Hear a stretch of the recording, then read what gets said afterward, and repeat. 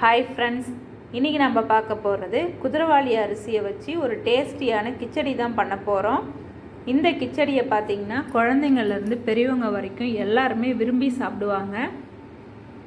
ரொம்பவே டேஸ்ட்டாக இருக்கும். இதை எப்படி செய்யலான்னு வாங்க பார்க்கலாம். ஒரு டம்ளர் அளவுக்கு குதிரைவாலி அரிசி எடுத்திருக்கேன். இது ஒரு 250 கிராம் அளவுக்கு இருக்கும். இதை ஒரு 8 மணி நேரம் ஊற வச்சுக்கலாம். குறைஞ்சதாக 6 மணி நேரம் ஊற வச்சுக்கோங்க.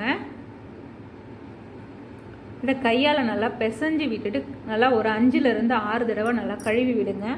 அழுக்கு நிறையா வரும். தண்ணியோட கலர் மாறுற வரைக்கும் கழுவி விட்டுட்டு அதை அப்படியே நம்ம ஊற வச்சுக்கலாம். இது இப்போ ஊறட்டும்.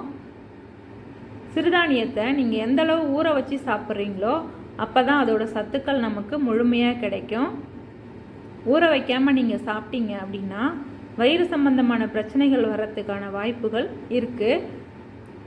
இப்போ இதுக்கு தேவையான காய்கறிகள் எல்லாம் ரெடி பண்ணி வச்சுக்கலாம். நம்ம அடுத்ததாக ஒரு அடி கனமான பாத்திரத்தை எடுத்துக்கலாம். அதில் ஒரு 4 ஸ்பூன் எண்ணெய் விட்டு எண்ணெய் நல்லா சூடேறின உடனே ஒரு பட்டை, 2 லவங்கம், அரை டீஸ்பூன் கடுகு சேர்த்துக்கலாம்.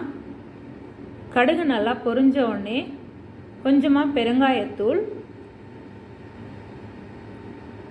1 ஸ்பூன் அளவுக்கு உளுத்தம்பருப்பு, ஒரு 1.5 ஸ்பூன் அளவுக்கு கடலைப்பருப்பு சேர்த்து நல்லா கலந்து விட்டுக்கலாம். பருப்போட கலர் மாறட்டும், அது வரைக்கும் கொஞ்சம் வெயிட் பண்ணுவோம். இப்போது பருப்போட கலர் நல்லா மாறி வருது. மாறிடுச்சு பாருங்கள். இப்போ கட் பண்ணி வச்சுருக்கிற காஞ்ச மிளகா 3, பச்சை மிளகா 5 சேர்த்துக்கலாம். இந்த பச்சை மிளகாயில் காரம் கம்மியாக இருக்கிறதுனால நான் 5 சேர்த்துருக்குறேன். நீங்கள் உங்கள் காரத்துக்கு ஏற்ற மாதிரி சேர்த்துக்கோங்க. இப்போ துருவி வச்சுருக்கிற 1 ஸ்பூன் அளவுக்கு இஞ்சி சேர்த்து ஒரு நிமிஷம் வதக்கி விட்டுக்கலாம். அடுத்ததாக 2 கொத்து கருவேப்பிலை, ஒரு 10 புதினா இலை சேர்த்து வதக்கி விட்டுட்டு கட் பண்ணி வச்சுருக்கிற 2 பெரிய வெங்காயத்தை சேர்த்து நல்லா வதக்கி விட்டுக்கலாம். வெங்காயம் நல்லா வதங்கட்டும். இந்த அளவு நல்லா வதங்கி வந்தோடனே கட் பண்ணி வச்சுருக்கிற ஒரு பெரிய சைஸ் தக்காளி, சின்ன தக்காளியாக இருந்தால் 2 எடுத்துக்கோங்க. இந்த தக்காளி பார்த்திங்கன்னா பாதி அளவு மசிஞ்சால் போதும், ரொம்ப மசியணும்லாம் அவசியம் இல்லை. இந்த அளவு வெந்து வரட்டும். இப்போ கட் பண்ணி வச்சுருக்கிற ஒரு 3/4 கப் கேரட், 1 கப் அளவுக்கு பீன்ஸு. கேரட்டை கம்மியாகவே சேர்த்துக்கோங்க. கேரட் நீங்கள் அதிகமாக சேர்த்திங்கன்னா இனிக்கிற மாதிரி இருக்கும். இதை ஒரு 3லேருந்து ஒரு 4 நிமிஷம் நல்லா வதக்கி விட்டுக்கலாம். கொஞ்சம் வதங்கின உடனே கொஞ்சமாக மஞ்சத்தூள் சேர்த்துக்கலாம்.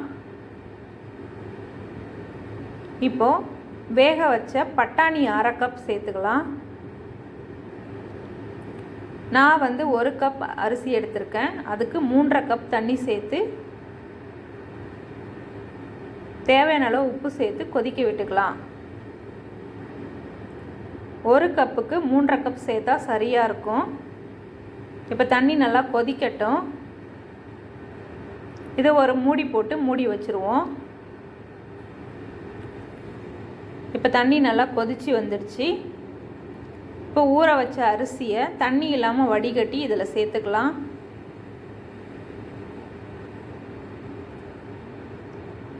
இப்போ திரும்பவும் இதை ஒரு மூடி போட்டு மூடி வச்சிடலாம். அப்பப்போ கிளறி விடுங்க, இல்லாட்டி அடி பிடிச்சிரும். இப்போ நல்லா வெந்து வருது பாருங்கள். பாதி அளவு வெந்துடுச்சு. தண்ணியும் நல்லா சுண்டி வருது.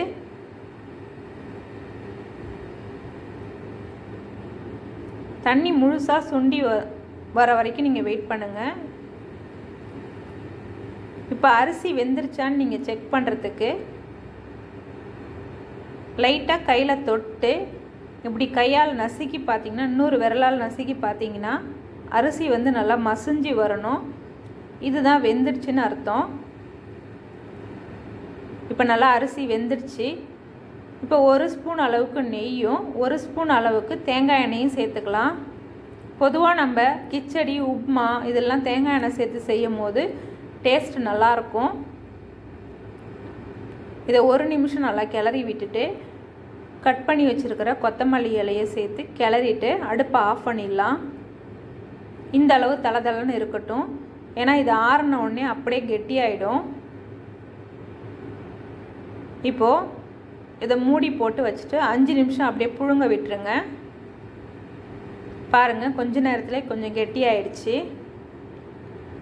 இப்போ இது கூட தேங்காய் சட்னி, சாம்பார், குருமா வச்சு சாப்பிடும் போது நல்லா டேஸ்ட்டாக இருக்கும். இந்த வீடியோ உங்களுக்கு பிடிச்சிருந்ததுன்னா லைக் பண்ணுங்கள், ஷேர் பண்ணுங்கள், சப்ஸ்கிரைப் பண்ணுங்கள், மறக்காமல் கமெண்ட் பண்ணுங்கள். தேங்க்யூ.